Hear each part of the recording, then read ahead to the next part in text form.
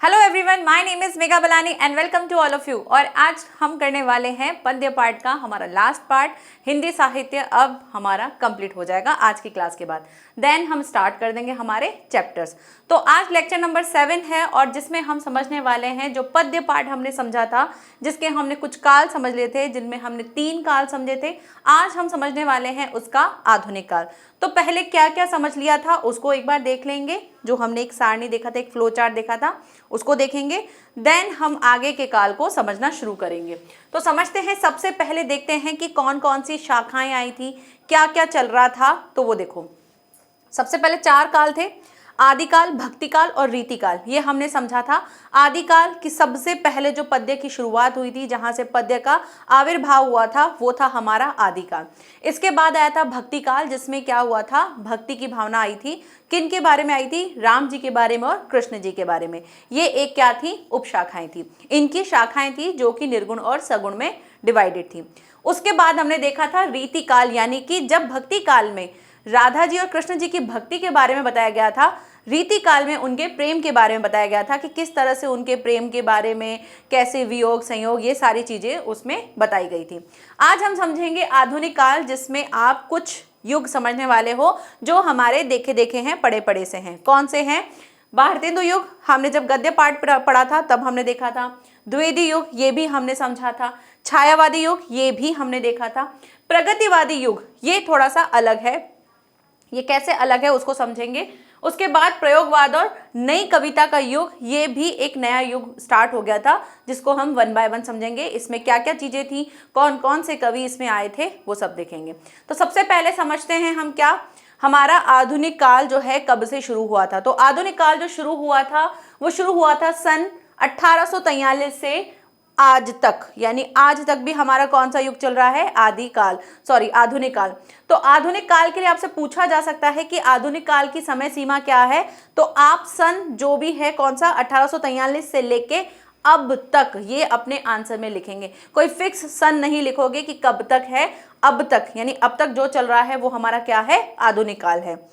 आधुनिक काल में हुआ क्या था उसको समझते हैं कि आधुनिक काल में सबसे पहले, अब आप इसके सन से अगर देखोगे तो 1843 से शुरू हो गई थी ये चीज। तो क्या था कि आधुनिक युग में देश में राष्ट्रीय आंदोलन के लिए, यानी राष्ट्रीय आंदोलन के लिए जो सारी चीजें स्टार्ट हो गई थी वो इस सन से कुछ कुछ स्टार्ट हो गई थी। तो राष्ट्रीय आंदोलन के प्रारंभ होने से लोगों में आत्मगौरव का प्रभाव जो है हिंदी कविता पर पड़ना स्वाभाविक हो गया। भाई देखो, जैसा हमारा मन होता है, जैसी हमारी सिचुएशन होती है, वैसा ही हम कुछ लिखते हैं, वैसा ही हम कुछ बोलते हैं। तो जैसा उस टाइम का माहौल था कि राष्ट्रीय आंदोलन का टाइम था, तो उनकी कविता में भी वो सारी चीजें स्वाभाविक थी दिखना, कि वो दिख रही हैं और वो उस कविता से आपको फील भी हो जाएगा। अतः देश हित, यानी देश का हित कैसा है, देश का भला किस चीज में है, कैसे हमको करना है, उसके बारे में। समाज सुधार, यानी देश को, समाज को कैसे सुधारा जा सकता है, उसके बारे में उनकी कविताओं में विचार आने लगे। धर्म सुधार, अब धर्म सुधार में क्या था कि भाई धर्म के बारे में आपको बताना है, कि धर्म के रिलेटेड, कि भाई ये मेरा धर्म है, ये तुम्हारा धर्म है, ये सारी चीजें जो चलती थी उसमें भी सुधार करना था। नेक्स्ट, आदि नवीन विषयों पर कविताएं लिखी जाने लगी। तो आधुनिक काल में क्या हुआ था? आधुनिक काल में देश हित के बारे में, देश के सुधार के बारे में, धर्म के सुधार के बारे में क्या लिखी जा रही थी? कविताएं लिखी जा रही थी। तो पूछा जा सकता है कि आधुनिक काल की कोई 1-2 विशेषता बताइए, तो आप उसमें इस तरह की विशेषताएं बताएंगे। ठीक है, मैं बीच बीच में आपको क्वेश्चन इसलिए बताती हूँ ताकि जब आपको क्वेश्चन मिले तो आप उस चीज में कंफ्यूज नहीं हो जाएं कि यार इसमें आंसर क्या लिखना है। तो आंसर आपको जब ध्यान आएगा कि अच्छा उस वाले काल में हमको ये बताया गया था, तो आपको ओवरऑल काल के बारे में पता होगा, तो आप इजीली उसकी विशेषताएं लिख सकते हैं, उनकी प्रवृत्तियां लिख सकते हैं। बस आपको ध्यान रखना है कि उस काल के टाइम पे क्या चीजें चल रही थी, जिसके थ्रू हम ये सारी चीजें लिख सकते हैं। नेक्स्ट क्या था? नेक्स्ट आया था कि आधुनिक काल को किस किस नाम से जाना जाता है। तो आधुनिक काल को हम गद्य काल भी कहते हैं। ठीक है, क्योंकि 19वीं शताब्दी आ गई थी ना। देखो 1843 आ गया था, तो अब क्या आ गया था? 19वीं शताब्दी आ गई थी। और 19वीं शताब्दी हमारी कब थी? गद्य काल का प्रारंभ था, तो इसलिए इसको गद्य काल कहा जाता है। इसे नवीन विकास का काल भी कहा जाता है, क्योंकि अब जो है नया सारी चीजें स्टार्ट हो गई थी। आधुनिक युग जो था वो नया था, आज के टाइम का था, इसलिए इसको नवीन विकास का काल कहा गया। पुनर्जागरण काल भी कहा जाता है, ठीक है। और इस तरह से कुछ प्रमुख नामों से इनको बुलाया जाता था। तो पूछा जा सकता है, ये भी क्वेश्चन आता है कि आधुनिक काल को और किस किस नाम से जाना जाता है, तो आप एक दो नाम लिखिए, आप उस तरह से इसके नाम लिख सकते हो। नेक्स्ट आगे देखते हैं। अब इस काल में क्या हुआ था, इस काल में बहुत सारे युग भी आए थे जिनको कई अलग अलग युगों में विभाजित किया गया था, जिसमें पहला युग था हमारा भारतेंदु युग। नेक्स्ट है द्विवेदी युग, छायावादी युग, प्रगतिवादी युग, और उसके बाद है प्रयोगवादी धारा और नई कविता का युग। वन बाय वन सबको समझते जाते हैं कि किसमें क्या क्या चीजें हुई थी। सबसे पहले भारतेंदु युग क्या था, भारतेंदु हरिश्चंद्र जी के द्वारा बना गया था ये युग, इसी के ऊपर इनका नाम रखा गया था। तो जैसे गद्य काल में इनका बहुत ज्यादा प्रभाव था, इन्होंने ही सारी चीजों को बताया था कि गद्य में कैसे कैसे किस किस तरह से भाषा को यूज करना है, गद्य के बारे में इन्होंने इंट्रोड्यूस करवाया था। गद्य को लाइफ में जो है जीवन में सबसे पहले इन्होंने ही लेकर आना शुरू किया था। इससे पहले स्टार्ट हो गया था, लेकिन यहाँ से जो है वो चीज जो है आगे बढ़ती गई। तो भारतेंदु जी के नाम पर ही ये क्या बन गया था, भारतेंदु युग बन गया था। अब इस युग में क्या है, इस युग का जो जन्मदाता है वो हम सभी को पता है, भारतेंदु हरिश्चंद्र, ठीक है। भारतेंदु हरिश्चंद्र आधुनिक साहित्य के जन्मदाता माने जाते हैं, बिल्कुल आधुनिक साहित्य के, क्योंकि अब साहित्य जो है उसमें जो चीजें आ रही थी, गद्य के बारे में जो दुनिया समझ रही थी, तो वो सबसे पहले इनके द्वारा ही समझा था, इसलिए इसको जन्मदाता माना जाता है। तो पूछा जा सकता है कि हिंदी साहित्य के जन्मदाता किसे कहा गया है, तो वो है हमारे भारतेंदु हरिश्चंद्र। क्लियर। नेक्स्ट, इस युग में खड़ी बोली गद्य की भाषा तो बन चुकी थी, किंतु काव्य के क्षेत्र में ब्रज भाषा की ही प्रधानता रही। देखो भाई, ब्रज भाषा पहले आई थी, यानी काव्य में सबसे पहले ब्रज भाषा का सबसे ज्यादा यूज हो रहा था। जो खड़ी बोली है यानी जो राजस्थानी बोली है वो बाद में आना शुरू हुई थी। और गद्य में हमने देखा भी था कि गद्य में जो दो भाषाएं सबसे ज्यादा बोली जाती थी, जिस भाषा में उनको दिखाया गया था, तो वो थी ब्रज भाषा और हमारी राजस्थानी भाषा, जिसको हम खड़ी बोली बोलते हैं। तो जो ब्रज भाषा थी वो काव्य क्षेत्र में ज्यादा इंपॉर्टेंट थी, लेकिन खड़ी बोली का जो स्टार्टिंग जो था वो भारतेंदु जी ने ही इस युग से स्टार्ट कर दिया था कि अब से ब्रज भाषा के साथ साथ खड़ी बोली भी बोली जाएगी। तो वो इन्होंने अपनी रचनाओं में वो दिखाना शुरू कर दिया था। तो जब उन्होंने गद्य में दिखाया था तो उसका पार्ट कहाँ दिख रहा था, पद्य में भी दिख रहा था। तो पद्य में भी ये चीजें क्या होने लगी, खड़ी बोली का यूज होने लगा। गद्य के क्षेत्र में जहां नाटक, उपन्यास, कहानी, निबंध और आलोचना आदि का विकास हुआ, वहां काव्य के क्षेत्र में क्या हुआ था, भारतीय संस्कृति में प्रेम, स्वदेश प्रेम, समाज सुधार, प्रकृति चित्रण आदि विषयों का समावेश हुआ था। अब जब गद्य के टाइम पे ये सारी चीजें शुरू हो गई थी, गद्य की कुछ विधाएं शुरू हो गई थी, तो उसमें क्या क्या चीजें हुई थी, नाटक, उपन्यास, कहानी, निबंध और आलोचना, और ऐसे ही बहुत सारी जितनी भी हमने विधाएं पढ़ी थी वो सारी की सारी उस गद्य के काल में स्टार्ट हो गई थी। तो उसी तरह से काव्य के क्षेत्र में भी क्या हुआ, अब जो है भारत की संस्कृति के बारे में बताने लगे, देश प्रेम के बारे में बताने लगे, देश के सुधार के बारे में बताने लगे, धर्म के सुधार के बारे में बताने लगे। तो इस तरह से बहुत सारे नए नए कविताओं के विषय जो हैं हमको मिलने लगे, क्योंकि उस टाइम पे जो भी हमारे देश में चल रहा था वो सारी चीजें, सारे विचार हम उन्हें किसके द्वारा दिखा रहे थे, कविता के माध्यम से दिखा रहे थे। ठीक है, तो आगे देखते हैं द्विवेदी युग। ये था हमारा भारतेंदु युग, उसके बाद आता है द्विवेदी युग। तो भारतेंदु युग की कोई दो विशेषताएं पूछी जा सकती हैं, तो आप उसमें बता सकते हो भाई दो विशेषताएं ये हैं, ठीक है, कि भाई इसमें देश प्रेम, देश सुधार, इन सब के बारे में बताया गया था। खड़ी बोली के साथ साथ ब्रज भाषा के साथ साथ खड़ी बोली का भी यहाँ पर विकास शुरू हो चुका था। और इसी तरह से आप ये बता सकते हो कि जिस तरह से गद्य में जो है नाटक, कहानी, आलोचना, पत्र साहित्य, इन सभी का विकास हुआ था, वैसे ही इसमें क्या क्या हुआ था, देश प्रेम, देश सुधार और भारतीय संस्कृति, इन सभी के बारे में नई नई कविताएं बनी थी। ठीक है, तो इस तरह से आप कुछ कुछ विशेषताएं ऐसे एक स्टोरी अपने माइंड में बना लिया करो, ताकि आपको वापस जब रिवाइज करो और उन चीजों पे जब क्वेश्चंस मिले आपको, तो आप उनका आंसर इजीली कर पाओ। नेक्स्ट आता है द्विवेदी युग भी हमने समझा था। तो द्विवेदी युग के बारे में क्या देखते हैं, द्विवेदी जी के अवतरित होते ही, अब जैसे ही द्विवेदी जी आ गए थे तो खड़ी बोली का आंदोलन बड़े जोरों शोरों से चला। भारतेंदु के टाइम पे जो था ये चीज थोड़ी थोड़ी सी स्टार्ट हो गई थी, क्योंकि तब भी क्या था, ब्रज भाषा का ज्यादा यूज होता था, लेकिन भारतेंदु जी ने थोड़ा थोड़ा खड़ी बोली जो है अपना स्टार्ट कर दिया था। लेकिन जैसे ही द्विवेदी जी का टाइम आया तो द्विवेदी जी के टाइम पे क्या हुआ, ये और ज्यादा दिखने लगी कि हाँ भाई अब जो है खड़ी बोली जो है जोरों शोरों से शुरू हो गई थी। इससे पहले थोड़ा कम कम यूज होता था, लेकिन अब खड़ी बोली का सबसे ज्यादा यूज होने लगा। तो खड़ी बोली का आंदोलन है बहुत ही जोरों से चलने लगा। द्विवेदी जी प्रेरणा पाकर अनेक तरुण कवियों ने खड़ी बोली में काव्य रचना आरंभ की। द्विवेदी जी को देखकर और भी जितने भी कवि थे उन सभी ने भी, तरुण कवि यानी कि जो नए नए कवि आए थे, जो अभी जस्ट कविता शुरू जिन्होंने की थी, जिनका अभी अभी लिखने के मामले में काम शुरू हुआ था, तो उनको भी ये प्रेरणा मिली और उन्होंने भी क्या किया, अपनी रचनाओं में खड़ी बोली को यूज करना शुरू किया। श्रीधर पाठक, ये उनमें से कुछ नाम है, मैथिली शरण गुप्त, अयोध्या सिंह उपाध्याय, हरिओद, मुकुटधर पांडे, लोचन प्रसाद पांडे, राम नरेश त्रिपाठी, रामचरित्र उपाध्याय आदि कवियों ने खड़ी बोली में काव्य की रचना की। क्वेश्चन ऐसे भी आ सकता है, खड़ी बोली में की गई काव्य रचनाओं में किन्हीं दो रचनाकारों के नाम लिखिए, तो आप इनमें से कोई दो नाम याद रख सकते हो। जैसे ये मैथिली शरण गुप्त तो आपके बहुत ज्यादा आता ही है, आपके चैप्टर्स में भी आता है, राम नरेश त्रिपाठी, रामचरित्र उपाध्याय, तो इनमें से कोई भी दो तीन नाम आप अपने माइंड में रख सकते हो। नेक्स्ट क्या है, मैथिली शरण गुप्त जो है, मैंने बोला ही था आपको इंपॉर्टेंट है, मैथिली शरण गुप्त ने साकेत, ठीक है, साकेत और हरिओद ने प्रिय प्रवास नामक महाकाव्य की रचना इसी युग में की थी।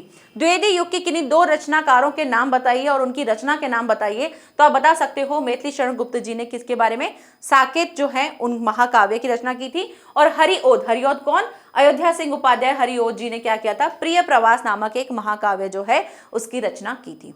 ठीक है, तो इस तरह से आप ये सारी चीजें समझ के अपनी चीजों को देखिए कि हाँ भाई कैसे कैसे क्वेश्चन बन सकते हैं, हमको कैसे, अब ये चीज मैच द फॉलोइंग में भी आ सकती है, रचनाकार में भी आ सकती है, मतलब कुछ भी आ सकता है, अनलिमिटेड है, कितना भी आ सकता है। तो आपको जितना मिला हुआ है आप उसको एक स्टोरी की तरह याद रखोगे तो वो आपको बेहतर तरीके से याद भी रहेगी, और आप इसको डेली रिवाइज करो, ऐसे याद करने से नहीं होगा, आप चीजों को रिलेट करो, भाई युग कौन सा युग आया, फिर उसके बाद कौन सा युग आया, अच्छा उस युग के टाइम पे सन ये था तो उस टाइम पे क्या चीजें चल रही थी, तो उससे भी आप उसकी विशेषताएं बना सकते हो, उसकी प्रवृत्तियां, अब देखो विशेषताओं से प्रवृत्तियां भी बना सकते हो कि जैसी विशेषता तो वैसी ही चीजें उसमें उस टाइम पे हुई थी, तो विशेषताएं प्रवृत्ति आप उसी तरीके से लिख सकते हो। ठीक है, नेक्स्ट आगे देखते हैं, छायावादी युग। छायावादी युग में क्या क्या हुआ था उसको समझते हैं। छायावादी युग क्या है, द्विवेदी युग के बाद का जो युग था वो कौन सा युग था, छायावादी युग था। छायावादी युग में कौन कौन से जो हमें कवि मिलते थे वो थे हमारे, एक तो जयशंकर प्रसाद, पंत, निराला और महादेवी वर्मा जो हैं छायावाद के प्रमुख स्तंभ कवि थे। तो किन्हीं दो कवियों के नाम बताइए, तो आप इनमें से कोई भी दो नाम तीन नाम याद रख सकते हो। व्यक्तिक अनुभूति की प्रबलता, व्यक्तिक अनुभूति क्या होता है, जो ह्यूमन की अंदर की जो थिंकिंग पावर है, जो वो कुछ फील कर रहा है, एक व्यक्ति क्या अनुभव कर रहा है उसको व्यक्तिक अनुभूति कहते हैं, कि उसके पर्सनल क्या चीजें हैं किसी के बारे में सोचने के लिए उसे, या उसको हम आत्मपरक रचनाएं भी कहते हैं। यानी जब हम अपने मन की कोई बात सामने एक रचना के तौर पर लिखते हैं, जो भी आप मन में फील करते हो उसको जब आप लिखते हो उसको हम आत्मपरक कहते हैं। आत्म यानी खुद को परख कर जो आप कुछ बताते हो अपने बारे में उसको हम आत्मपरक रचनाएं कहते हैं। सौंदर्य भावना, श्रृंगार और प्रेम, वेदना, करुणा तथा नैराश्य की भावना, प्रकृति का मानवीकरण, रहस्य भावना इस युग की प्रमुख प्रवृत्तियां हैं। तो देखो प्रवृत्तियों से आप विशेषताएं भी बना सकते हो, विशेषताओं को आप प्रवृत्तियों में भी कन्वर्ट कर सकते हो। तो अगर आपको कभी विशेषताएं लिखने को मिल जाए या कुछ प्रमुख प्रवृत्तियां लिखनी है या दो प्रवृत्तियां लिखिए, तो आप विशेषता और प्रवृत्तियों को बनाकर लिख सकते हो, कि प्रवृत्तियों को या विशेषता के रूप में भी लिख सकते हो। तो यहाँ पे क्या था कि भाई इस टाइम पर, कौन से टाइम पर, छायावादी युग के टाइम पर क्या हुआ था, व्यक्तिक अनुभूति जो है उनको प्रबलता दी गई थी। सौंदर्य भावना, किसी भी चीज को किस तरह से दिखाना है, सौंदर्य यानी कि जब आप कोई चीज डाल रहे हो तो उसमें कैसा फील आ रहा है, उसका नाद सौंदर्य है, उसका भाव सौंदर्य है, उसका विचार सौंदर्य है, ये सारी चीजें आप उसमें डालते हो। श्रृंगार और प्रेम, यानी कि जब आप उसमें बता रहे हो तो कैसा उसमें फील आ रहा है, प्रेम है, वेदना है यानी कि किसी चीज की पीड़ा है, दुख है उसके बारे में बता रहे हो, करुणा है किसी चीज का आपको शोक है उसके बारे में बता रहे हो, नैराश्य यानी कि नेगेटिविटी की भावना है, नकारात्मकता की भावना है। अगर ऐसा सब कुछ है तो वो सारी चीजें इस छायावादी युग में हमको देखने को मिली थी। प्रकृति का मानवीकरण, की प्रकृति को हम मानव के चीजों के साथ कंपैरिजन कराते थे, कि जब हम प्रकृति की किसी चीज का हम मानवों की क्रियाओं से क्या करवाते थे, उनका मानवीकरण कराते थे। इस तरह की कविताएं हमको देखने को मिली। रहस्य भावना, रहस्य से रिलेटेड कोई भावना अगर आपकी है, इस तरह की प्रवृत्तियां जो हैं हमको इस युग में मिली। ठीक है, तो ये इसकी प्रवृत्तियां भी हैं, आप इसको विशेषताओं में भी बता सकते हो। नेक्स्ट, जीवन की चिरंतन समस्याओं पर भी इस युग के कवियों ने अपने विचार व्यक्त किए कि जीवन में जो प्रॉब्लम्स आ रही हैं उसके बारे में भी कविताओं में बताया गया, क्योंकि अब जो है अब सिर्फ थॉट प्रोसेस या भक्ति ये सब चीजें ही नहीं थी, अब लोगों के जीवन के साथ रिलेट करके उनकी कविताओं को बताने लगे कि लोग क्या फील करते हैं, उनके जीवन में क्या चलता है, और उसको हम कविताओं के माध्यम से किस तरह से दूसरों लोगों को बता पाएं। तो इस तरह से लोगों के जीवन के बारे में बताने लगे, उनकी समस्याओं के बारे में बताने लगे। मानवतावाद तथा देश प्रेम की भावना भी इसी काल के काव्य में मिलती है। मानवता की भावना कि मानव किस तरह से कैसे हमको रहना चाहिए, एक दूसरे से मिलकर रहना चाहिए, भाईचारे की भावना होनी चाहिए, तो ये सारी चीजें जो हैं अब कविताओं से देखने को मिल रही थी। देश के लिए प्रेम होना चाहिए, देश के लिए मर मिटने वाली चीजें, देशभक्ति से रिलेटेड सारी चीजें जो हैं वो सब दिखाने लगे, ताकि लोगों के अंदर क्या रहे, उत्साह रहे, जोश रहे कि हमको आगे अपने देश के लिए कुछ करके दिखाना है। तो इस तरह से कुछ कुछ कविताएं जो हैं यहाँ पर स्टार्ट हुई, जिसमें हमको ये सारे भाव देखने को मिले। नेक्स्ट, अब इसके बाद क्या हुआ था कि छायावादी युग में प्रधानतः मतलब मुख्यतः मेनली जो है मुक्तक गीतों का यूज हुआ। मुक्तक गीत कौन से, जिसमें आप गाने वाले जो कहते हैं, जो देश प्रेम देशभक्ति वाले जो गाने होते हैं, उस टाइप के युग जो है वो स्टार्ट हो गया था। इस टाइम पे वो उस टाइप के गाने जो है बनना शुरू हो गए थे, जिसमें मुक्तक यानी कि ऐसे छंद वंद नहीं हो लेकिन लय के साथ वो गाने लग गए थे। ये मुक्तक गीत गेय है ना, गेय मीन्स कि आपको कोई लिरिक्स टाइप का मिल रहा होगा, उस लिरिक्स को आप गा रहे हो और वो कैसा है, प्लस संगीतात्मक है। हमने डिस्कस किया था इसको। तो देखो, अगर हमने पहले डिस्कस नहीं करते तो अभी हमको ये छोटे छोटे से मुक्तक गीत गेय ये हमको समझ में नहीं आता कि ये क्या बोला जा रहा है। इसलिए हमने जो उसके की फैक्टर्स थे उनको हमने पहले समझ लिया कि भाई इनका मतलब क्या होता है, ये एक काव्य में क्या इंपॉर्टेंस रखते हैं, इसलिए वो पढ़ लिया, वो समझ लिया। तो अब जैसे ही गेय आ गया तो हमको समझ में आ गया कि भाई गेय मीन्स कि लिरिक्स, कि जब आप गद्य और पद्य से रिलेटेड अगर आप कुछ बोल रहे हो और उसको कैसे बोल रहे हो, गा के बोल रहे हो, उसमें लय के साथ कुछ बोल रहे हो, उसको हम गेय कहते हैं। प्लस संगीतात्मक होने लगे, यानी उसको संगीतों के द्वारा, ढोल ढमाकों के द्वारा उसको बजाने लग गया। निराला और महादेवी जो हैं उनको इनके लिए सबसे ज्यादा माना जाता है कि वो इनको बहुत अच्छे से एक्सप्लेन करते थे। तो निराला और महादेवी वर्मा के लिए ये बात कही जाती है कि उन्होंने मुक्तक गीतों को सबसे ज्यादा इंपॉर्टेंस दी थी। भाषा कौन सी, खड़ी बोली को संवारने, उसमें ब्रज भाषा जैसा लोच और सरसता लाने, उसकी अभिव्यंजना शक्ति बढ़ाने का समस्त श्रेय जो है इस युग को जाता है। भाषा कौन सी वाली भाई, खड़ी बोली। इससे पहले ब्रज भाषा ज्यादा यूज हो रही थी, लेकिन अब खड़ी बोली को संवारने लग गए कि खड़ी बोली को और कितना बेहतर तरीके से बना सकें। उसमें ब्रज भाषा जैसी, जैसे ब्रज भाषा में लोच यानी कि फ्लेक्सिबिलिटी होती है, हम किसी भी तरह से उसको बोल पाते हैं वैसे, और सरसता यानी कि जब आप उसे बोलते हो तो वो बिल्कुल ही सरस, अच्छी, सूदिंग सी लगती है। ऐसे ही खड़ी बोली को भी संवारने का प्रयास किया गया, और उसकी अभिव्यंजना शक्ति यानी कि उसको समझने की शक्ति, वो किस तरह से हमको फील आ रहा है, उसकी शक्ति को भी बढ़ाने का प्रयास किया गया कि आप जो चीज कह रहे हो उसको किस तरह से फील किया जाए। वो सभी का श्रेय जो है किसको दिया जाता है, इस युग को दिया जाता है। और वो युग कौन सा था, छायावादी युग था। ठीक है, आगे बढ़े। नेक्स्ट युग आता है हमारा प्रगतिवादी युग। प्रगतिवादी यानी कि अब प्रगति की ओर बढ़ने लगा था। क्या प्रगति हुई थी, तो प्रगतिवादी कविता में छायावादी कविता की सूक्ष्मता और अति काल्पनिकता के प्रति विद्रोह हुआ। प्रगतिवादी कवि स्थूल जगत की वास्तविकता की ओर लौटा। कार्ल मार्क्स के साम्यवाद को आधार बनाकर रोटी कपड़ा मकान की समस्या और मजदूरों किसानों की दयनीय दशा को कविता का विषय बनाया गया। प्रगतिवादी युग जब था उसकी सूक्ष्मता लेते हुए और अति काल्पनिकता के प्रति विद्रोह हुआ। क्या हुआ था भाई, प्रगतिवाद में क्या, अभी इससे पहले हमने क्या पढ़ा था कि प्रगतिवाद में जो बताने लगे थे कि खड़ी बोली को संवारने का प्रयास किया जा रहा था, ये सारी चीजें की जा रही थी। तो उसी टाइम क्यों मुक्तक गीत जो हैं उनको बताया जा रहा था। तो मुक्तक गीत में क्या था, मुक्तक गीत में हम अपने फीलिंग्स को बिना किसी चीजों के सिर्फ बोलते थे। मुक्तक यानी कि फील करके गाने गा के बोल देते थे, लेकिन उसकी सूक्ष्मता ली गई और उसको क्या बोला गया कि भाई ये तो क्या है, बहुत ही अति काल्पनिकता है, यानी कि इसमें काल्पनिकता बहुत कम है। तो इस तरह से उसको विद्रोह में लाया गया।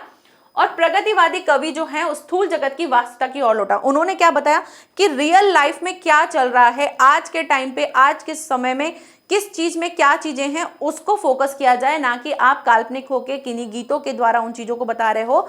तो उस चीज का इन्होंने क्या किया, विद्रोह किया।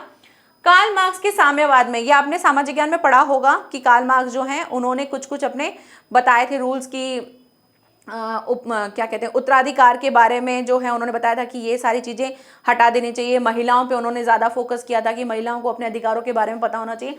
तो उस टाइम पे उन्होंने क्या किया, कार्ल मार्क्स की जो साम्यवाद है उसको आधार बनाकर क्या कहा कि रोटी कपड़ा मकान की समस्या, जो रोटी कपड़ा मकान ये हमारी बेसिक चीज़ें हैं, इनके बारे में आपको बताना है। और मजदूरों की, किसानों की दयनीय दशा की, मजदूर और किसान लोग हैं उनकी किस तरह की दशा है, किसानों के साथ किस तरह का शोषण होता है, उनको सही मतलब उनकी जो भी वो मेहनत करते हैं उनका वो सही चीज़ों पे उनको मिलता नहीं है।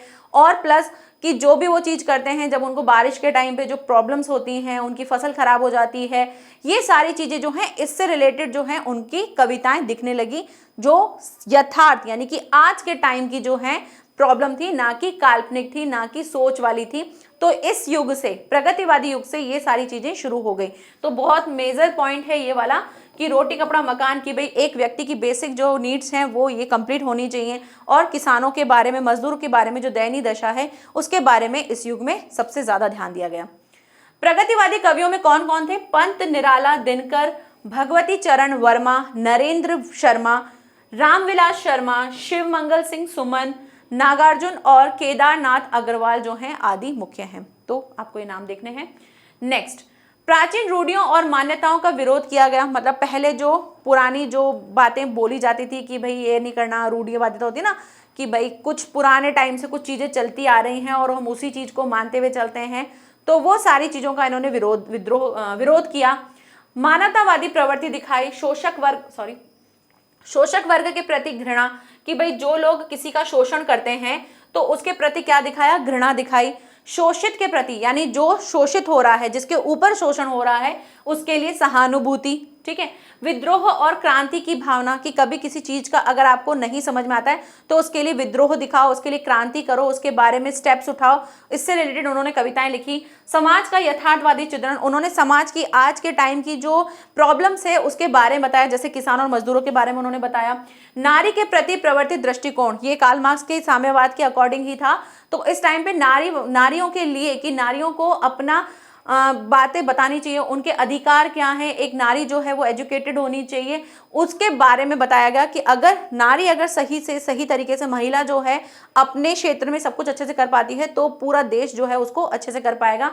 तो ये सारी चीजें जो हैं इन कविताओं में इनकी प्रवृत्तियां बनी। तो प्रवृत्तियों से आप क्या बना सकते हो? उसकी विशेषता भी बना सकते हो। तो ये कुछ इनकी प्रमुख प्रवृत्तियां थी। क्लियर। नेक्स्ट, अब इसी टाइम पे कुछ कवि और रचनाएं आई थी, जो कि कौन कौन थे? तो भारतेंदु युग में सबसे पहले प्रमुख कवि थे वो थे भारतेंदु हरिश्चंद्र खुद और श्रीधर पाठक। और इनकी रचनाएं थी, भारतेंदु हरिश्चंद्र की थी प्रेम माधुरी और श्रीधर पाठक की है कश्मीर सुषमा। ठीक है, मैं एक मिनट पेन चेंज कर दूं, कश्मीर सुषमा। द्विवेदी युग में मैथिली शरण गुप्त हमने पढ़ाई था, बहुत इंपॉर्टेंट है। तो मैथिली शरण गुप्त की साकेत अभी भी हमने पढ़ा था। और अयोध्या सिंह उपाध्याय हरिओद की कौन सी थी? प्रिय प्रवास। नेक्स्ट, छायावादी युग में जयशंकर प्रसाद जी बहुत इंपॉर्टेंट थे और महादेवी वर्मा। तो जयशंकर प्रसाद की कामायनी और महादेवी वर्मा की यामा, ये दो क्या थी? प्रमुख रचनाएं थी। प्रगतिवादी युग जस्ट अभी हमने पढ़ा था। तो प्रगतिवादी युग में क्या है? शिव मंगल सिंह सुमन जो हैं उन्होंने प्रलय सृजन नामक क्या लिखी थी? एक रचना की थी।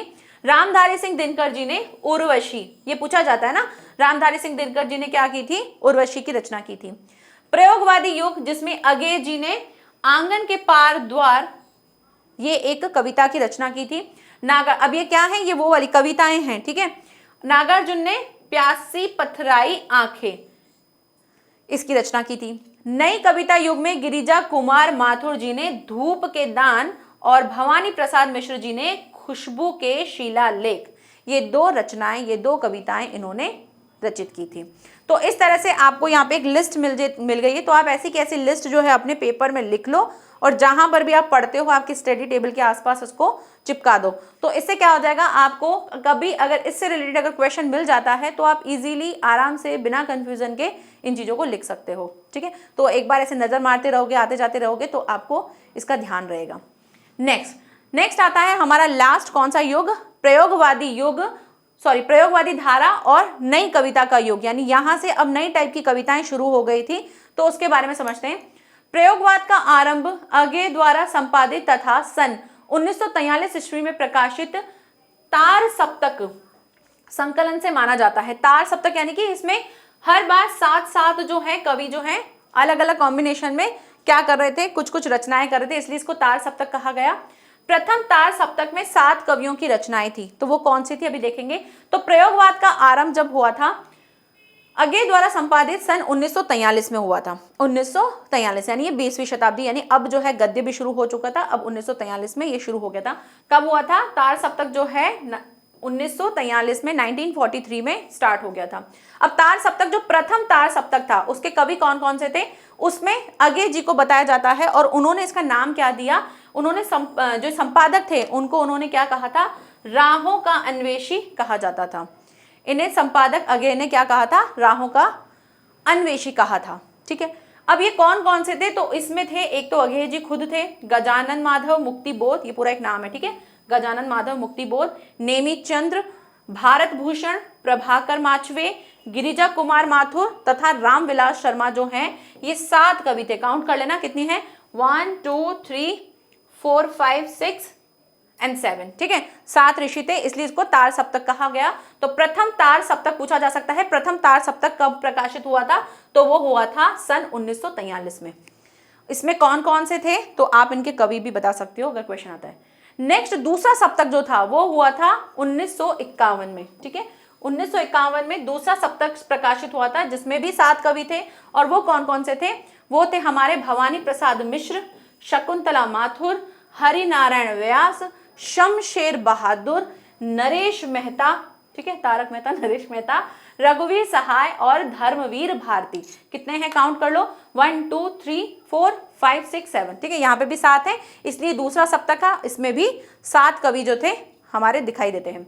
नेक्स्ट अब तीसरा सप्तक प्रकाशित हुआ था, वो हुआ था सन 1959 में, ठीक है, 59 में।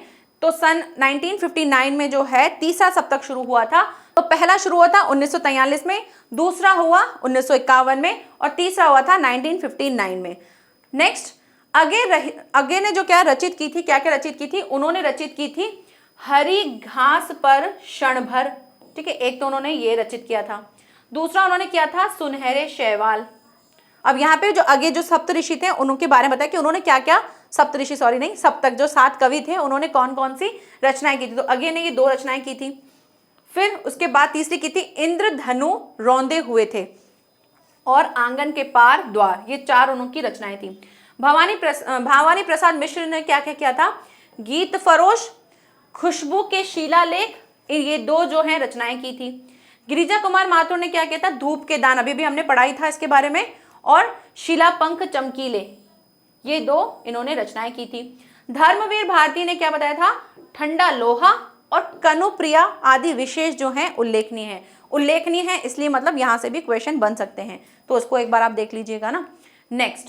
नेक्स्ट आता है कि यहाँ पर क्या क्या चीजें थी, इस युग में क्या क्या हुआ था। तो कुछ प्रवृत्तियां हैं कि घोर व्यक्तिकता था, घोर मतलब कि अपने बारे में सबसे ज्यादा लोग क्या अनुभव करते हैं, लोगों का खुद का क्या अनुभव है, वो क्या किसी अपने बारे में क्या सोचते हैं, अपने अनुभव उन्होंने यहाँ दिखाना शुरू करा था। तो इस टाइम पे सबसे ज्यादा जो है ह्यूमंस के अनुभव के बारे में ही बताया जाता था, उसी से रिलेटेड कविताएं लिखी जाती थी।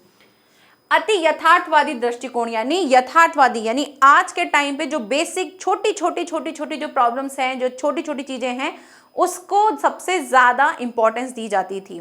ठीक है, अब से पहले देश प्रेम और भक्ति भावना ये सब चीजें शुरू हो गई थी, लेकिन अब जो है रियल लाइफ को सबसे ज्यादा इंपॉर्टेंस दी जाती थी। आज के टाइम पे क्या हो रहा है, आपकी आज की प्रॉब्लम्स क्या हैं, उसको फोकस किया जाता था। क्लियर। नेक्स्ट, कुंठा और निराशा के स्वर। अगर आप किसी चीज से निराश हो, आपको किसी चीज के बारे में नहीं पता है, आप किसी चीज से हताश हो गए हो, तो उसके बारे में भी जो है इस टाइप के स्वर दिखाई देने लगे, इस टाइप की कविताएं बनने लगी। गहन बौद्धिकता, किसी चीज के बारे में अगर आप सोच रहे हो, आप किसी का चिंतन कर रहे हो, आप किसी के बारे में, किसी चीजों के बारे में अगर आप कुछ बता रहे हो, तो उससे रिलेटेड गहन बौद्धिकता यानी आपके मन में आपके कोई विचार चल रहे हैं, उससे रिलेटेड कविताएं लिखी जाती थी। भदेश यानी कि अनपढ़, अनपढ़ क्या भाई, अनपढ़ के टाइम कैसे एक अनपढ़ जो है उसको क्या क्या फील आता है, वो किस तरह से अपने आसपास की चीज़ों को डील करता है, उससे रिलेटेड कविताएं बनी लगी।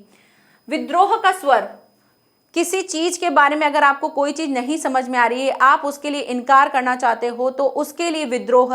अब जैसे मान लो कोई किसी चीज का शोषण कर रहा है, तो शोषित जो है वो अपने बारे में बताता है कि मेरे साथ ये चीज हो रही है, तो उसके लिए विद्रोह का स्वर दिखाने लगे। व्यंग तथा कटुकित प्रयोगवादी कविता का भी प्रमुख यूज था कि अब क्या हो गया था, अब जो है व्यंग, जो कोई चीज किसी पे हंस रहा है या किसी को कोई कटु शब्द बोल रहा है, तो वो भी इसमें दिखाने लगे कि अगर आप किसी पे व्यंग कर रहे हो तो उससे रिलेटेड भी कविता बन लगी। अगर आप किसी को कुछ कटु शब्द बोलना चाहते हो, किसी को कुछ बुरा बोलना चाहते हो, तो उससे रिलेटेड भी क्या बन लगी, कविताएं होने लगी। क्योंकि अब आप अपने मन का जो भी है वो सब कुछ कैसे बता रहे हो, एक कविता के थ्रू बता रहे हो, तो वो ये इस युग में शुरू हो चुका था। यानी अब रियल जो हो आप अभी आपके अब एक व्यक्ति है, उसके मन में सब होगा ना, उसके मन में प्रेम भी होगा, उसके मन में घृणा भी होगी, उसके मन में व्यंग भी होगा, उसके मन में कुछ कटु वचन भी होंगे। तो जैसा एक इंसान के अंदर जैसा फीलिंग है, वो वैसा ही अपनी कविताओं के माध्यम से इस युग में दिखाना शुरू कर दिया था। नेक्स्ट, ये कविता कैसी थी? ये कविता थी मुक्तक शैली में रची गई थी। नवीन बिंब योजना और नवीन उपमानों का प्रयोग होने लगा। अब क्या हुआ, नवीन बिंब योजना, यानी अब नई नई चीजों को यूज करना शुरू कर दिया था। और नवीन उपमानों, नवीन उपमानों, उपमान क्या होता है, जिससे तुलना की जाती है। तो अब क्या हुआ था, अब इससे पहले भी तो उपमान उपमेय होता था, लेकिन अब जो है थोड़े नई टाइप के हो गए। वो नई टाइप क्या है, जो देखो, लालटेन से नयनदीप का कंपैरिजन करने लग गए। हड्डी के रंग वाला बादल, अब बादल को हड्डी, यानी कोई कॉम्बिनेशन ही नहीं है, बिल्कुल अलग है। पहले हम बादलों का अपने किससे, बालों से या किसी से घटाओं का इस तरह से कंपैरिजन करते थे कि जिसमें हमको थोड़ी सी सिमिलरिटी लगती थी, लेकिन अब जो है बिल्कुल नवीन, बिल्कुल अलग टाइप के जो है हमको क्या दिखने लगे, उपमान दिखने लगे। अब जो है पहले थोड़ा सा झील सी आंखों के साथ बोला जाता था, लेकिन अब वो चीजें चेंज होने लग गई थी। मजदूरिनी सी रात, अब मजदूरिनी सी रात यानी कि रात को पहले हम चांदनी सी रात बोलते थे, लेकिन अब मजदूरिनी यानी कि मजदूरों जैसे कि सारा टाइम काम करते रहते हैं, वैसे ही रात भी क्या है, लंबी लग रही है, बस ऐसा लग रहा है कि कहीं खत्म ही नहीं हो रही है। तो इस तरह की कुछ कुछ चीजें जो है यहाँ पर शुरू हो चुकी थी। तो विशेषताएं ये थी कि मुक्तक शैली शुरू हो गया था। और अगर आप विशेषताओं और प्रवृत्तियों में भी कंफ्यूज होते तो आप क्या करना, विशेषताओं में आप उस जिस भी युग के बारे में अगर आप विशेषताएं पूछते हैं तो आप उसमें सिंपल रखना कि जब विशेषता आएंगी तो मुझे उसमें उसकी शैली के बारे में बताना है, उसकी भाषा के बारे में बताना है, उसमें किस किस तरह के चीज़ों को यूज़ किया गया था, भाई कौन से छंद थे, मुक्तक थे, अलंकार थे, क्या बताया गया था, किस तरह के उपमान उपमेय थे, आप उसमें ये वाली विशेषता बताना। प्रवृत्तियों में आप ये बता सकते हो कि उस टाइम पे कौन कौन सी चीज़ों को फील करके ये कविताएं लिखी गई थी, तो आप फीलिंग्स में प्रवृत्तियां डाल सकते हो। विशेषताओं में आप भाषा से रिलेटेड जो भी चीज़ें थी आप वो डाल सकते हो, तो इससे आपको कन्फ्यूजन भी नहीं होगा। अगर आपको ऐसा लगता है कि प्रवृत्तियों और विशेषताओं को हम कैसे लिखें, तो विशेषताओं के लिए आप ऐसे डिसाइड कर लो कि हमें ऐसे लिखनी है, ठीक है। नेक्स्ट आता है लास्ट हमारा नई कविता का युग, कि नई कविताएं भी शुरू हो चुकी थी। तो वो नई कविताएं क्या हैं? प्रयोगवादी धारा विकसित होकर नई कविता के रूप में आई। अब प्रयोगवादी धारा जो थी अब नई कविता के रूप में कैसे आई? सन 1960 ईस्वी के बाद नई कविता का युग आया। पूछा जा सकता है कि नई कविता का युग कब माना जाता है, तो 1960। इस प्रवृत्ति से यह आशय हुआ कि व्यक्ति की सामान्य मन स्थितियों को अभिव्यक्त करने वाली कुछ ऐसी कविताएं लिखी गईं जो सचमुच नहीं थी। अब जो है व्यक्तियों के मन की जो कुछ बातें हैं, जो वो सोचते थे, उसके बारे में सही में कुछ नई टाइप की कविताएं लिखी गई थी, नए थॉट्स के साथ लिखी गई थी। वे मध्य वर्गीय व्यक्ति के मन की जटिलताओं को अधिक अपनेपन से प्रकट करती हैं। और वो चीज़ क्या थी कि जो भी मिडिल क्लास फैमिली के जो लोग हैं वो कैसे किन किन परेशानियों को, किन किन जटिलताओं को फेस करते हैं, उसके बारे में जो कविताएं थी उसमें बहुत ही फील आता था कि हाँ सच में ऐसा होता है। यानी जब कविताएं पढ़ी जाती थी तो लोग उसको खुद से रिलेट कर लेते थे कि हाँ ऐसा ही तो होता है हमारे जीवन में। तो वैसी कविताएं जो हैं नई कविताओं में दिखने लगा। यद्यपि उन्हें समझने का उतना प्रयास नहीं करती, लेकिन इन कविताओं में वो उतना ज़्यादा नहीं समझ पाते कि क्या चीज़ें हैं। लेकिन हाँ, यानी कविताएं तो लिखी जाती थी कि लोग जो हैं मेन अभी आज के टाइम पे कैसी जटिलताएं फेस कर रहे हैं वो उस कविताओं में दिखता था। कविता से वो चीज़ें समझ में आती थी, लेकिन वो चीज़ कैसी थी समझने का प्रयास नहीं करती। कि कुछ लोग तो उसे समझ लेते थे लेकिन कुछ उसे नहीं समझ पाते, क्योंकि मध्यम वर्गीयों को ज़्यादा उसके लिए बताया जाता था, तो मध्यम वर्गीय वाले रिलेट कर पाते थे। तो नई नई कविताएं जो हैं इस टाइम से शुरू हो गई थी, जो किसके बारे में थी, आज के टाइम पे किसी के जीवन में कोई जटिलता है उससे रिलेटेड आने लगी थी। और इस नवीन कविता में और क्या क्या चीजें हुई थी, इस टाइम पे नई कविताओं में मुक्तक शैली शुरू हो गई थी कि हाँ आप कैसे भी किसी भी तरह के शैली को यूज करते हुए नई कविताओं को बता सकते हैं, जो कि यहाँ दिखती हैं। ठीक है, तो आज इस टाइम पे हमने ये सारी चीज समझी कि कौन कौन से युग आए, उनमें क्या क्या चीजें हुई, और ये यहाँ पर पद्य पाठ जो है हमारा कंप्लीट होता है। अब इसके नीचे आपके बहुत सारे क्वेश्चंस हैं, आप उन सबको क्वेश्चंस को देखिए, उसके आंसर्स ढूंढने की कोशिश कीजिए कि हाँ इसमें क्या क्या चीज़ें होती हैं और किस किस तरह से हमारे क्वेश्चन बनते हैं। लास्ट ईयर के पेपर निकाल के देख लीजिए, वैसे ज़्यादा मार्क्स का तो नहीं आता है, 5 मार्क्स के क्वेश्चन आते हैं, मतलब टोटल 10 मार्क्स का आता है गद्य और पद्य को मिला के।